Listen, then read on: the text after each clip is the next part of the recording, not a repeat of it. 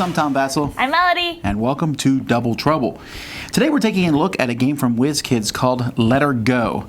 This is a party game about drawing. Are you good at drawing?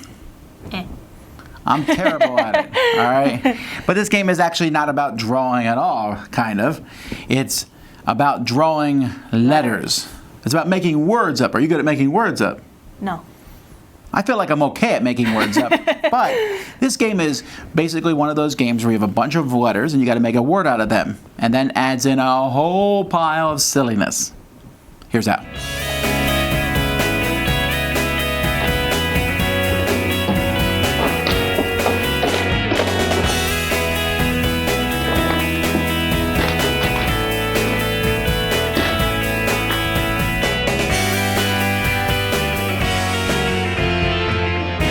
So you can play up to 6 players with this game, and you'll put the numbers here equal to the number of players. Each player is going to get a board, you can see mine are pretty well used, and a marker/eraser, which come with the game. You're going to put some vowel cards each round of the game. You're going to put vowel cards in the middle of the table equal to the number of players. Let's say we're playing a 5-player game. So here we have I, O, and U. And then each player is also going to be dealt 2 consonant cards. So let's say these are mine. I can see my consonant cards. I'm going to put them like face up under my board like this, and everyone else is going to have consonant cards. And when we say go, and I'm going to explain, there's some zaniness to this game, but I'm going to explain the base rules first. Everyone will reveal their letters at the same time, and then you're going to write a word down that involves everyone's letters, but you can't use your own. So I can't use this T and this H here. So I'm trying to think of some kind of word here. So maybe I think of the word mood. So as soon as I think of the word, I write it down. I'll grab the number 1. And then maybe the next person thinks their word is door, and so on and so forth. So it comes back to me. After everyone has taken one of these, then we go in turn order here. And I'm going to take the mood. So M-O-O-D. The next person, this player, was door. Well, the D is gone, so are both the O's, but they do get the R. Each consonant you take is worth points equal to the stars on it. Vowels are not worth points, but they are a tiebreaker at the end of the game. And that's how you play. The difference here is you're going to have 2 rules out in the middle of the table, and you need to follow these. So here, maybe you have to hold your answer board in the air while you're writing. Here, you must use at least one of your letters. You must draw your word backwards. You must say the letters as you're writing them. You must write your word a second and third time beneath the first one, but progressively smaller. And each of these cards has 2 things on it. So maybe you need to write the current time, the last letter surrounded in stars, whatever it might be. After the round is over, whoever got the fewest points in the previous round will draw 2 cards, and they're going to pick. So this one says, draw a house inside each of your words. Flip over a letter in your display immediately before claiming a token. I like this one better, so I'd pick that one. Overlap your words or sing your word in operatic voice. So I'll probably pick that one. And then we play another round. After 5 rounds, whoever has the most points is the winner. There are some variations where you can make vowels worth negative points. You can also play where you keep adding the rules as time goes by. But that's basically how the game works. By the way, the sand timer is there when someone finishes, grabs a scoring token, and then you need to get this done before the scoring token runs out. So you only have a certain amount of time. I should mention that. And that's the game. The lid's coming off. Hard to keep everything in there? Yes. Yeah. I have to smush it in. Well, what do you think of the components? I mean, you got the whiteboards and the cards and the pictures and things. Like, I think it's fine, just maybe a slightly bigger box.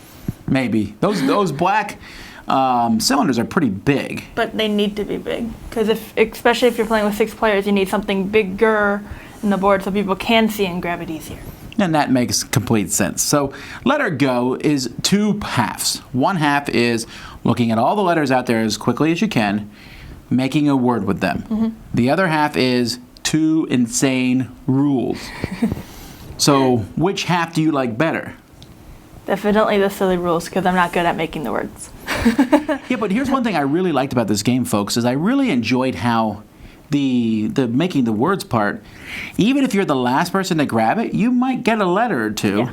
If you pick letters no one else uses. And I thought that was a neat thing. Not to mention, a really fast player still can't pick the letters in front of them. Yeah. You have to pick the letters in front of other people, and the vowels don't count. There's even a variant you can play where the vowels are -1 each, but I don't know that I would want to do that. Now there Unless you're was, playing with a lot of good players. right, if everyone's really great at the game. But we did, well, I didn't play the one variant. I watched you guys play in the one variant where you have the rules and then every turn you add more rules. You don't get rid of the rules from each round. And I remember because the game you guys played at that, the very first 2 rules were you had to write the word 3 times. And say every letter out loud. Right, so I was at another table and I was hearing B-E-A-R, B-E-A-R, B-E-A-R. And then Jason was writing his by letters. So he was like going B, B, B, E, E. I was like, man. And that was the first rules. Did you like it better with the more rules, or do you like just having 2 rules per round? I did like, because of the way we played the first round just a simple game, and then we did the rules, so that way everyone got into the feel of it. But I really did like the adding rules, because it just made it like really chaotic, and sometimes it actually gave people who weren't as good a shot. Here's the thing, folks. When I first saw this, I was like, we'll see how this works. This game has gone over with everybody. Yes. Everybody. Now, don't get me wrong. I'm sure there's people out there who would not like this. Okay? Probably just by our description of it, some of you can be like, no, not for me. But I had a lot of fun with this. It was silly. You do some silly things, but you're also trying to think of the word. Yeah. That sometimes I'd sit there and think for a while, and I got to draw this one on fire, or I got to draw each letter in a box. But that silly part aside, you're also trying to think of a good word that uses as many letters as possible, as quickly as you can, and then you do the silly stuff too. And that's a good combo, because I'm not necessarily a fan of games that are like, hey, psst, be silly. Why? Because we told you to. That doesn't really do anything for me. But when you add that into an actual good game, it did. Now, I don't think this cover is going to sell the game. Maybe. Let Her Go. I don't know. The cover seems okay to me. But it doesn't look as chaotic as it is. Oh, very chaotic. It makes it a little more, it takes the chaotic a little down on the cover. What would you rank the game?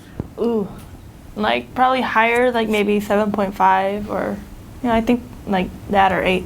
Oh, wow. Okay. Well, I really liked it. I'd give it a 7. It's a good solid party game. This is the kind of game that you can take and your friends and your relatives are going to love, and they're going to ask you to play it again and again. I really feel like that.